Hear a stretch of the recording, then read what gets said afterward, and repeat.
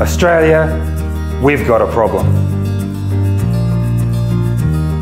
We all know about the animal cruelty in the live export trade and the damage it's done to our reputation as an ethical nation.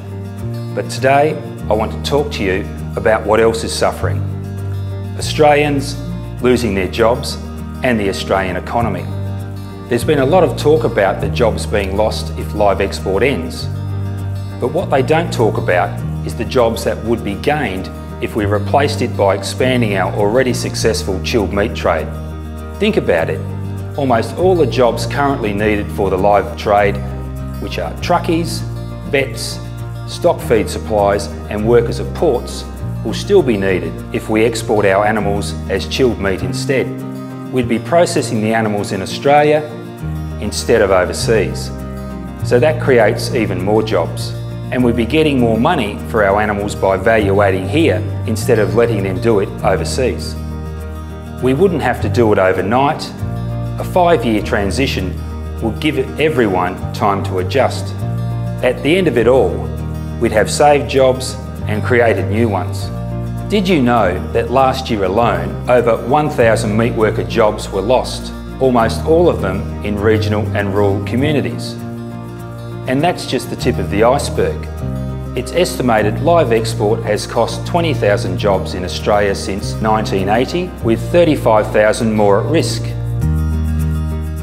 Nobody's working today, and yet there's a boat with thousands of cattle leaving. Thousands. Like, you know, that's a whole month's worth of work for us.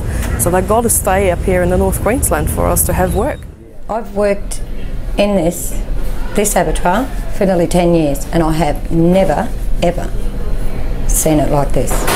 Never. In the last 3 years, you know, all the we can help, or we're looking at this and we're looking at that, they're looking at the wrong thing. It's the live export that's destroying us now, and they have to realise that. You've got to ask yourself, why are we letting people like these lose their jobs by exporting animals that would make us more money if we slaughtered them here? And it's not just us asking the question. 2 recent economic reports, the Hebron Report and the ACL Tasman, show that 5,000 new meat worker jobs could be created in Queensland and WA alone if we phase out live exports. Add to that other industries that would benefit, like leather and sausage runners, creating even more jobs. We'd even need more truckies to get the animals to the abattoir and then to send them out chilled for export. And it's not just about jobs, it's about how much we earn for our livestock too. A recent economic analysis found that a sheep processed in Australia is worth 20% more to our economy than one processed overseas. Based on last year's live export figures, the live sheep trade was worth $323 million. That means we missed out on $65 million of additional revenue for our economy. It's about investment too.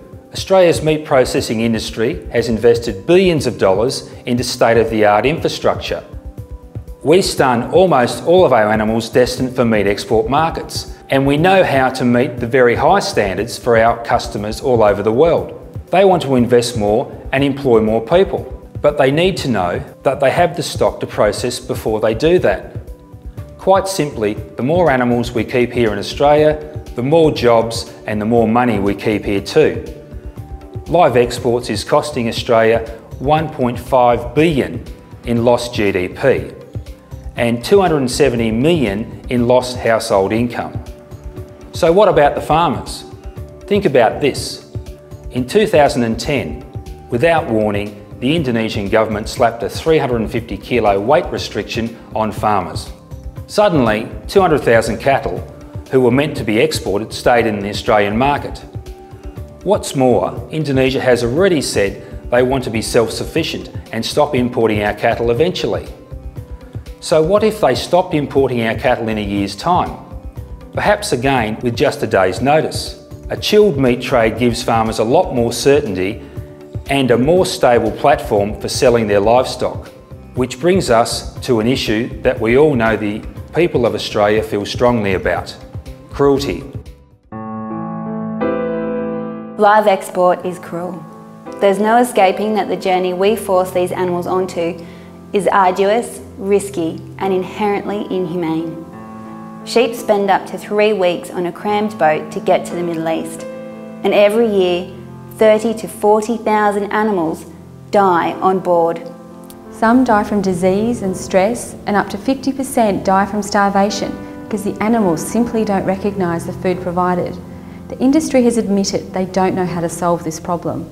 As has been demonstrated, the sheer scale, size and distribution of the industry makes it near impossible to control what happens to Australian animals, our animals, when they reach their destination. The only way Australia can ever realistically protect its animals is to process them here, under Australian standards, in a way that meets halal requirements. It's not like we need to start a new industry. We already do these things. We just need to support the Australian meat processing industry and expand it. When you think about it, it's the perfect issue for the Labor Party. It's about workers' rights, compassion, leadership, and plain old doing the right thing. No wonder so many Labor members already see a move to a chilled meat trade as good policy. Just recently, Kelvin Thompson, member for Wills, said, "I find the animal welfare and economic arguments for a transition away from live export to chilled meat export compelling." Here's what Simon Crean, the Minister for Regional Australia, said in a media release about the Northern Beef Strategy last December. "The beef sector is already a key part of the Northern Australian economy and offers significant potential for further growth." He also said, "Now is the time to capitalise on this potential by improving the value add and creating sustainable jobs. For example, we need to investigate the potential for the establishment of a meat processing facility in the north." Make no mistake, there is huge community support across Australia on this issue right now, and people will vote accordingly. This isn't just anecdotal evidence. Hundreds of thousands of people across Australia from all walks of life have taken action on this issue.